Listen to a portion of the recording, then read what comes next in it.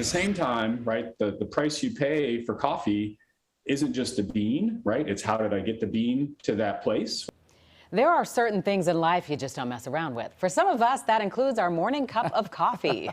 Unfortunately, those magic beans are now in short supply. In tonight's special report, Terrence Lee looks at what that means for you and your cup of joe.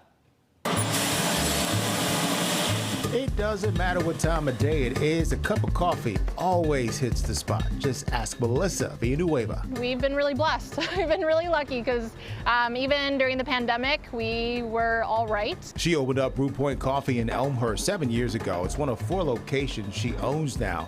Even though Melissa expanded her business in the last year, there's still some trouble brewing.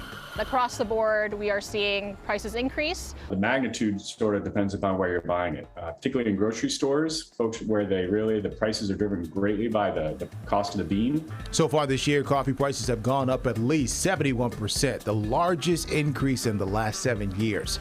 Experts say there are a couple of culprits to blame. Coming into this year, it was an off-season year where the coffee trees don't produce as much as they would in an on-season year. So that's part of the problem. But then you exacerbated that problem because you had a drought in Brazil. Brazil is the 3rd largest producer of Arabica coffee beans. Vietnam is also a leading coffee producer of another popular coffee bean, Robusta. The problem there is not the weather, but the pandemic. Other beans that are sort of substitutes for those that are produced in Brazil, such as those that are produced in Vietnam, they're just simply hard to get out of that country because of COVID-related issues that have controlled or reduced port capacities.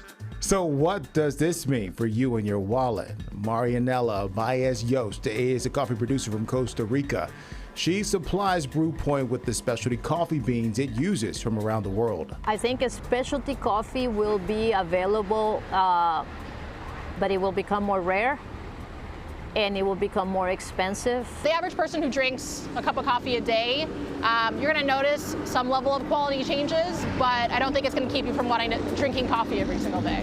Once the prices go up, it's going to take a while for them to come down. A lot of these issues you can't fix overnight, right? You can't make coffee trees produce any faster. You can't make them bounce back. And so it may take a couple of years for things to get back to normal. The pandemic accelerated what we already knew. So we're already in the process of diversifying what we need to diversify and build the relationships we need to build in order to make sure we don't run out of specialty coffee. For Brew Point, part of that diversification also means expanding its menus and now include cocktails and charcuterie.